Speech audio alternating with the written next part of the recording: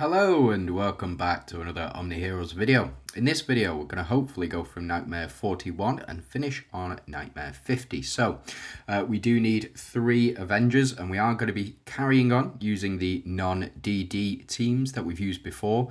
My suggestion for non-DD teams or non-DD Avengers would probably be these 3, so Mavis, Persephone and Sal.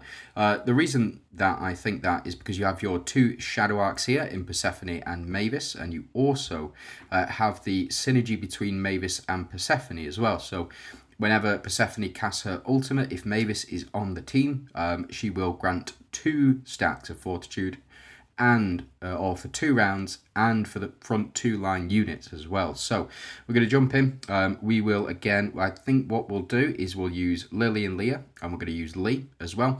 The reason that we're going to use these 2 is because of the Monarch synergy. So as you can see, we've got 3 Monarchs on the team, and we do have our 3 Avengers and 3 Glorians as well. We've got 2 Shadow Arcs, 2 Verdians, and 4 Light Seekers.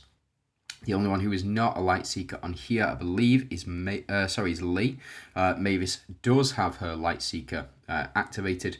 And as for artifacts, we're going to keep those the same. We're going to keep the attack of Glorians and the attack of Avengers. We're going to get the Splash Axe, and we do also have the shield as well, and that plays into the effect with Persephone here. So when Persephone casts her ultimate, typically it'll just be this slot 1 that has the fortitude effect. But when Mavis is deployed, we do then have the front 2 units having the fortitude effect as well. As you can see, a lot of Verdients on this team, but fortunately we counter that with our fortitude effect, and we also counter it with our shielding as well. So fortunately, Lee to do quite a bit of damage there, and then Sal to almost finish things up. I think we've got another round to go yet. Oh no, Splash Axe helping, and Lee to do the most with thanks to that Splash Axe as well. Really powerful stuff. Now this is going to be a bit of the same thing. So we've got our 2 Mystifiers on the enemy team. We do have 1, 2, 3, 4 Phantoms, and we do have Merlin as well. So we are going to need this Holy Shield, and primarily because of the Verdient synergy as well.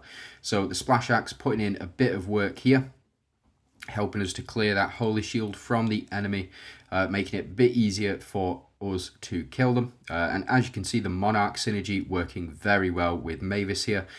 We would have been dead, I suspect, had it not been for that Monarch synergy.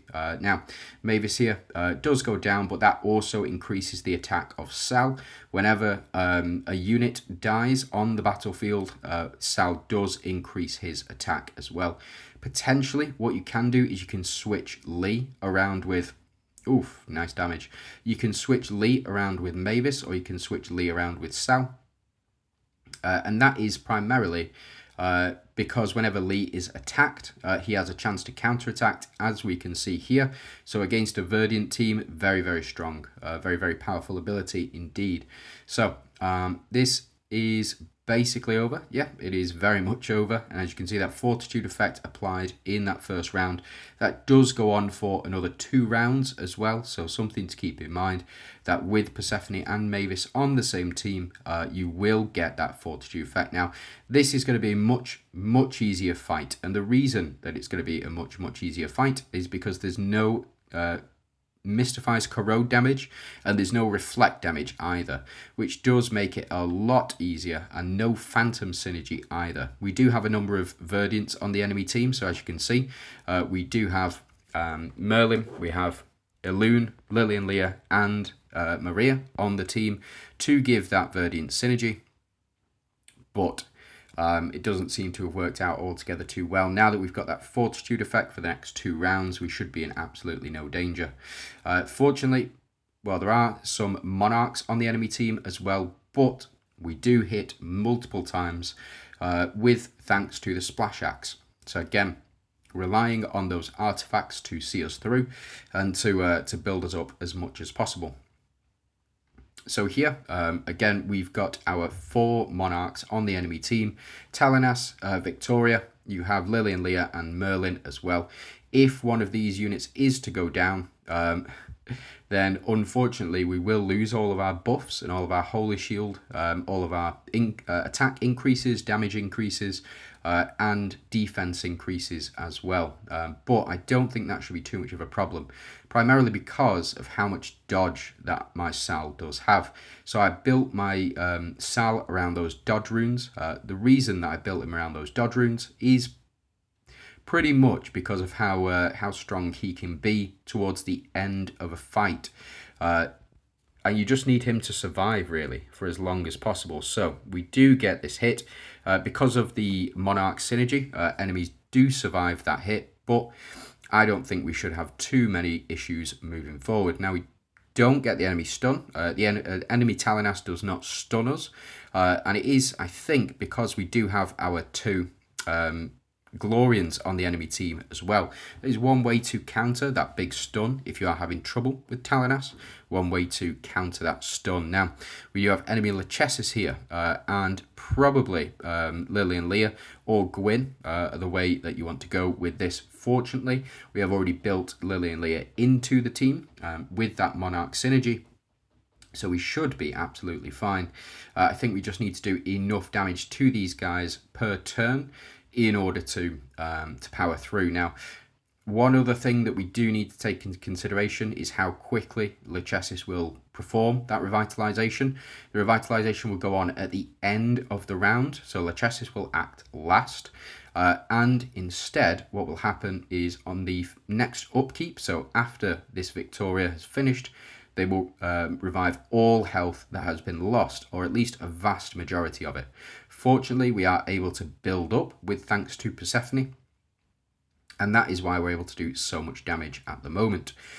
So we nearly take them all out. Unfortunately, I don't think this is a round where we win, except if Mavis does something like that. With the Splash Axe damage, that is what has secured us that victory. So Splash Axe, really, really powerful still. I would definitely recommend chasing that Splash Axe level 3 if you've not already got it. I think that the Splash Axe is truly one of the best for this type of event. So let's carry on. This team, I don't think we'll need altogether too much. The underlying theme of this is Verdian and Dawnbringer, so they're going to be doing a lot of basic attacks, a lot of combo attacks as well, and you get the additional healing from the enemy Karnak, but I think we should be absolutely fine. Lily and Leah to provide us shielding, and then we get the Fortitude effect from Persephone as well, so don't sleep on that Fortitude effect. It is very, very strong, it is very, very powerful, and so is Lee, apparently, doing basically 100% of the damage. Or 91%. Let's give credit where credit's due. The rest of the team doing the additional 9%. So Lee, our Samwise Gamgee here, 90% of the strength of the Fellowship. I mean, call me out if I'm wrong, but I don't think I am. You just watch that 3rd film and you watch how Samwise Gamgee should have been the true ring bearer, in my opinion anyway. So, we do have the Splash Axe doing enough damage here. It's pinged off all of the enemy holy shields, and they're now down to just these shields. Very, very strong. And Lily and Leah here providing the additional defense and shielding, as well as Persephone providing that healing to bolster up our team. Now, enemies have 5 monarchs on, so this is going to be an exceptionally tough fight. We do want that Splash Axe to trigger as much as possible. As you can see, it triggered with Sal, but it did not trigger with the rest of the enemy team. And now the enemy team is left to get us down as low as possible. Very, very strong, but I don't think it is something that we are too worried about, primarily because our frontline units have already built up that additional 250 million attack and defense as well.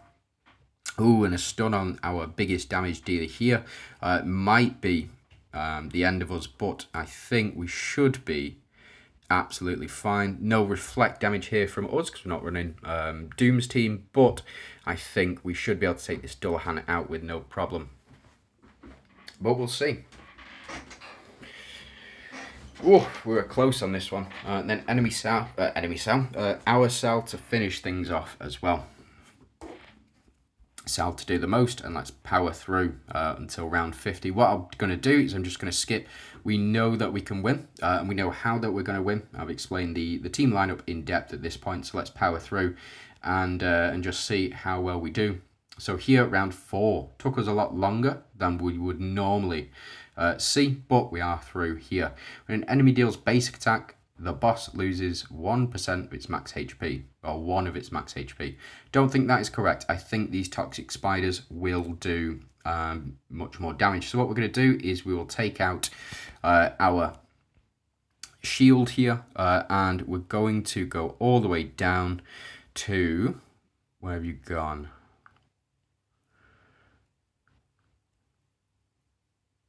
Where have you gone?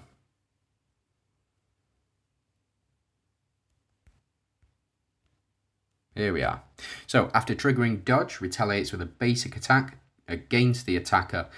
This here is your key to victory. And then what we're going to do, we're going to take out effect resistance, and we will pop in... where is it? Increased dodge. So we increase our dodge rate by 25%. And we also, every time we dodge an attack, so every time one of our units dodges an attack, we will perform a basic attack back to the attacker as well. So we do reduce the physical magical defense. And as you can see, Sal here, able to attack back effectively and do that basic attack. Lee also another unit on here, which allows us to counter attack back with a basic attack.